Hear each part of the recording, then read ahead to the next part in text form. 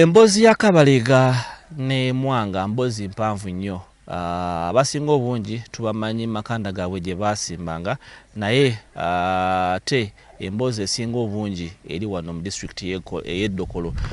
Ekigambibwa okuba nti wano wennyini we bakwatibwa nate ne bawaŋŋangusibwa ku bizinga b'e Seychelles Island.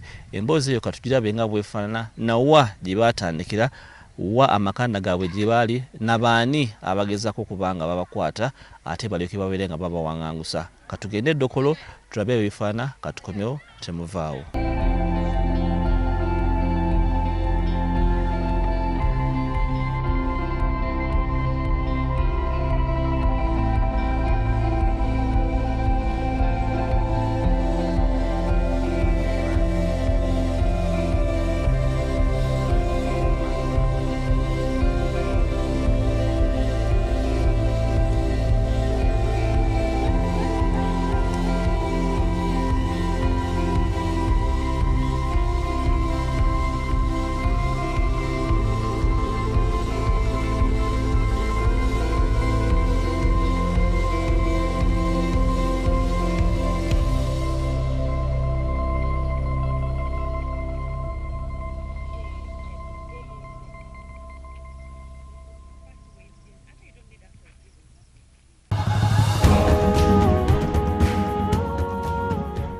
William Kuludora, born of 43. in 1943. This place? Just to tell us how the brief history about this place. Mwanga Kabaka Mwanga from Bunyoro came through Kung in a patch. He came through this, there is a port, a landing site around. When he came, he built this very building we are looking at. It is just the ruin. Even this big mango tree you're seeing is the one who planted. That way back in 1913. After that,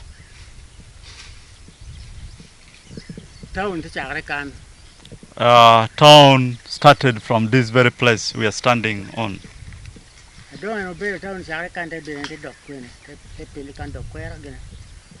So he proceeded his journey up to Kangai in Dokolo.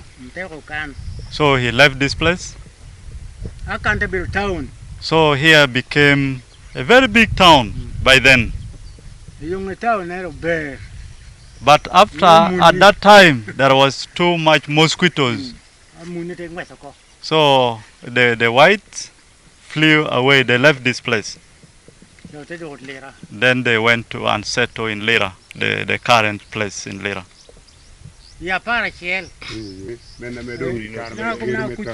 So all okay, there were a lot of buildings on this very site we are standing. Others we can spot them at a distance. So in other words, this one was a very big town by then.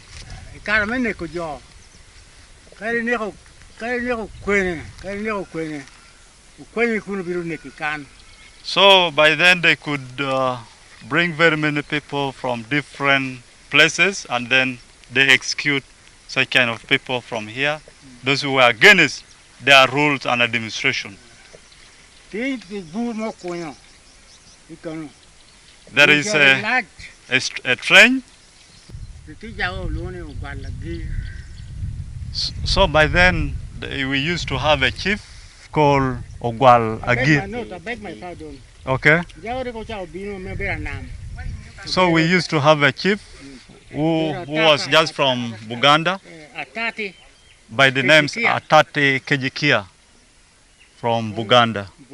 Yes. After that, then after was followed by Okele Luin from this area. They be no Gualagir. After Okelelwe followed Ogwal Agir. Those were the chief by then.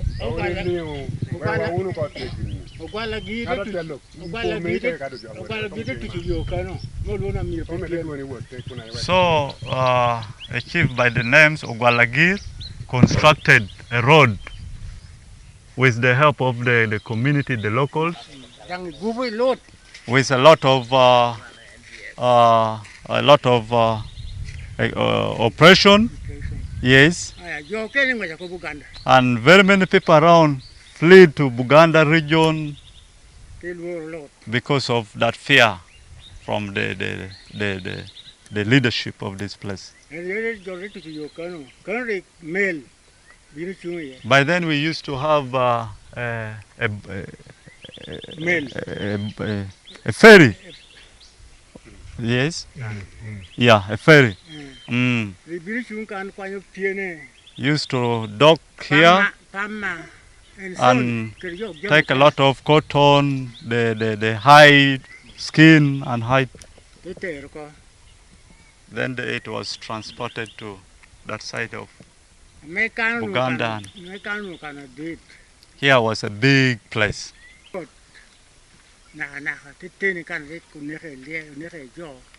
To reach where those colonial masters used to execute those who were against their rule and administration. Health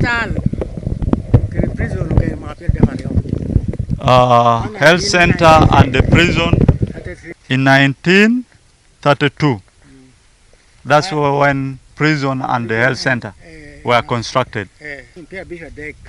In 1953, yes. Then the building of that place, Heaven, Wipolo, started in 1953. The first chief by the names Omono Mika. The second one was Oye Aberinego. So then from there he came with his wife Abune, where we had been, where that stone are. So they came and settled there. Yes.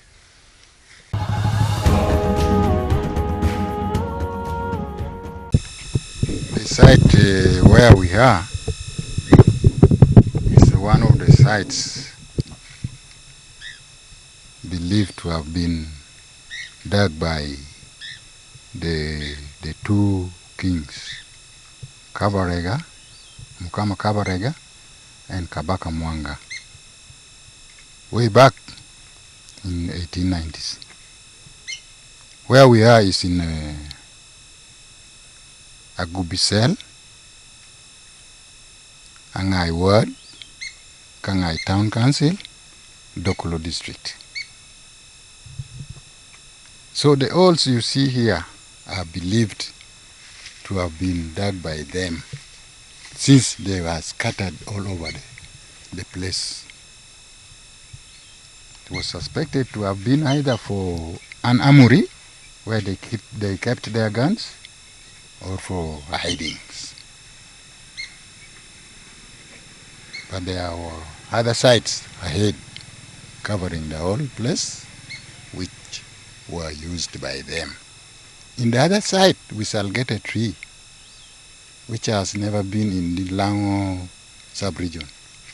We failed to get it elsewhere, and we have decided now to nickname it Mwanga tree. I will tell you the stories when we reach there. But otherwise, on this side is where the two kings were captured when they fled from their kingdoms and came northwards to Lango sub-region. As you know, these people were sort of resisting colonists. When the British were coming to colonize Uganda, they were resisting. Especially, Kabaelga was totally opposed, but Mwanga sort of welcomed them in the beginning, but when he realized things were not in his side, he decided also to deviate. And he deviated, he had to negotiate with his colleague Kabaelga, and they joined the forces. But by then it was a bit too late. The British had already taken all in the south.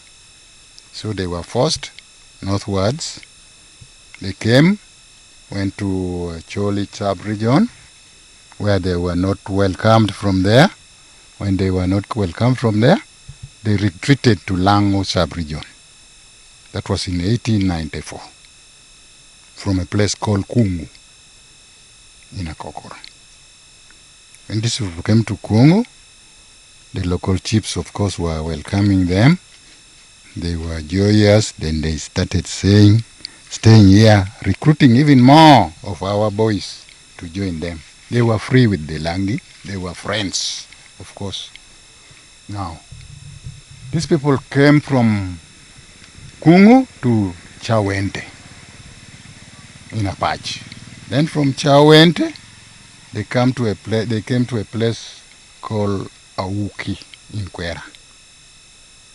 After Kwera, they crossed to Amolatar in a place called Akwon. I don't know what happened from there. They retreated to Auki. Then from Auki, they proceeded to Kangai in a place called Komora. Komora were also names given by them. It is at the lake shore, the Lake Kwanya. Then they stayed there. From there in Komora, they had built two palaces apart, about 20 meters apart, one for Kabaelga and then one for Mwanga, with a trench joining them, a trench which was 3 feet wide, 7 feet deep, such that a person could move from this palace to the other palace without being seen. And they had even a watchtower, which the scouts would sit up there in turns, watching how the British were making a follow-up. So from Komora, they proceeded to this place where they were captured. They stayed here.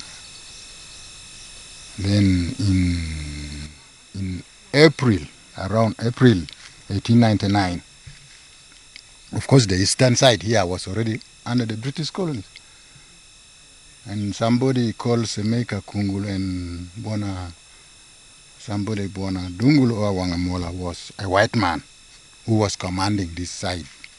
They were also forced to try to come and curve these people, so that those who are trekking from behind could now get them with him, with the Kakungulu's group. But those days, this river was said that if it rains, the rain was too much, such that all these trees besides the riverside bank would bend following where the water is flowing. So they could not cross this side to come to Kabaelga and Mwanga at their camp. And then Kabaelga, fearing the other troops coming from behind, could not also cross the other side. So that conflict came when the water was getting down, getting gone. The Semeka Kungulus went southwest and they crossed to a place called Ilong in Kangai. Then they were guided by a chief called Okutu. This Okutu told them, oh, these people are around, they are even grazing their animals here. Then they were taken to the foot parts of the animal. Then they came through those tracks to this place. At around 10 a.m., there was war here, which the elders told us it sort of took 4 to 8 hours. It was not a matter of coming and capturing somebody. It was a fight. So on that day, on the 9th April 1899, they were captured here. So they lingered in Lango sub-region for 5 years, if you calculate mathematics. Now, that is the story briefly. Now, as I take you around, I will tell you bits now. Like on the day of the capture, what I've forgotten, you have reminded me now. In the struggle, one of the key local chiefs called Oduralinget, shot white man dead. In the struggle to rescue his fellow chief called Uliku Bilatung, who was already captured together with Kabaelga and Mwanga.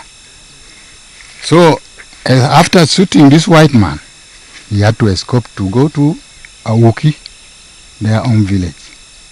In the escape, he made an escape with Kabaelga's son called Kagwa. And he went with him to Awuki. When he reached Awuki, these people made a follow-up very fast. Oduralinget was hunted and killed. But Kagwa was not God. The local people hid him. He grew there. He became part of Lango, married there, and died there. He had his grandsons and the rest of it. And our present chairman of Kangai sub-county, not town council, is a grandson to that Kagwa. Yeah, so that's why also some of the stories. The challenges we have, as I not told you, I was a parish chief of the area. That is why I took initiative of asking the all elder peoples before they die, and I've written what they told me. So before retiring and even after retiring, the biggest challenge I see is that lack of funds of developing this important place. To the sub-county and the district, I don't know, there's that very big challenge of lack of funds. That is why the place is not protected. It is only good that the community around are faithful, but they wouldn't cross forcefully because there's now the scarcity of land. They would encroach this land, but it is because of their faith. We have protected the land. The land is free. Whatever you see like a garden is being done under the supervision of the sub-county hired to make the place look clean.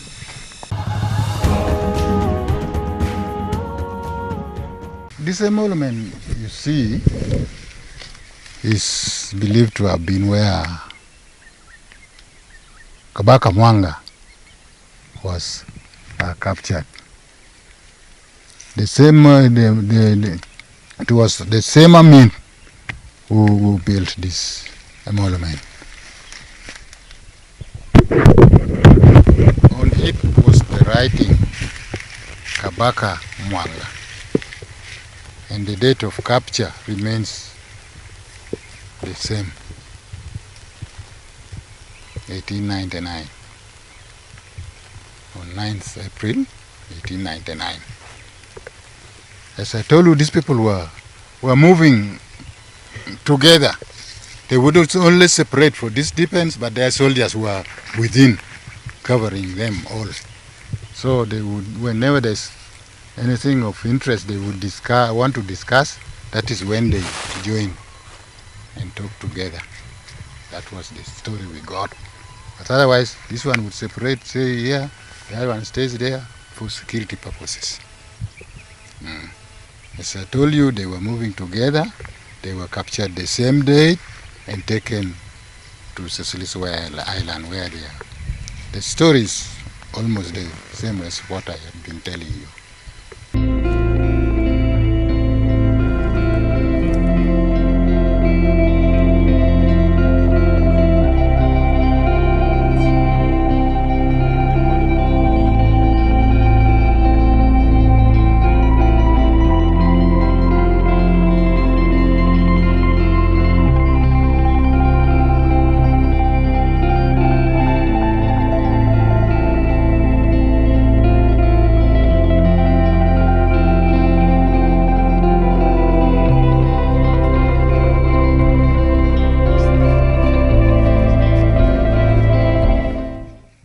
When these two Kabakas came from Kungu, Nambieso, they entered Kwera in a place called Awuki. Then from Awuki, they crossed this lake you are seeing. This is Lake Wania. Up to Amolatar. in a place called Akwon. The other trees you are seeing across is already a molotov. So it is said that those days this lake was not as big as it is. They would only select strong, powerful boys, and they make a sort of bed the kings sit on, and they carry them on the head. With someone ahead finding the depth of the water. So they would cross on foot, not in boats. So they crossed to Awuki, from Awuki to Akwon. I don't know what happened there. They made a reverse back to Awuki. Then from Awuki, they came here. Here is the site, the same site I'm telling you they had built 2 palaces. Almost 20 meters, 20 to 50 meters apart. Each part was about 20 square meters, his palace, with a tunnel joining them. This tunnel was 3 feet wide, 7 feet deep. So it would join them such that Mwanga would join Kabaelga in his palace, and they discussed their secrets. So the places you see the grasses are high are the points where the palaces are. When we first came here, we went and entered there. We made a walk through the tunnel up to the other palace. But today, as the place has been submerged with water, we cannot do that. But the pictures are somewhere, you will get it. Otherwise, this was where the this king stayed from 1894, when they came back from Awuki, they crossed here.